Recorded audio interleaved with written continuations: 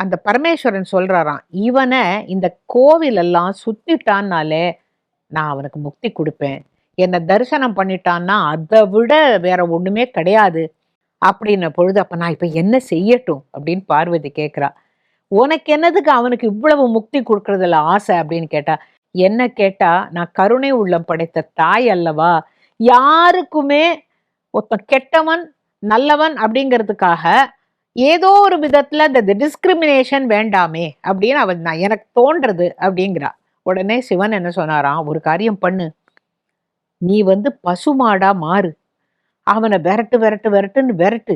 எங்க அந்த எல்லா தெருவையும் சுத்தி சுத்தி சுத்தி தை வீதியிலேருந்து ஆரம்பி, அவனை நல்லா துரத்தி கோவிலுக்குள்ள வரைக்கும் கொண்டு அவனை விட்டுட்டு நீ அப்புறமா பார்வதியா என்கிட்ட வந்துடு.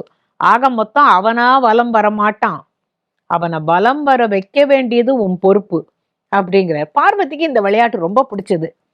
ஒரு விஷயம், அவ ஒருத்தனுடைய வாழ்க்கையில் முக்தி தருவதற்கு தான் காரியமாக இருக்க போகிறாள்ங்கிறது சந்தோஷம். ரெண்டாவது, ஈசனுடைய திருவிளையாடலில் எனக்கும் ஒரு பங்கு.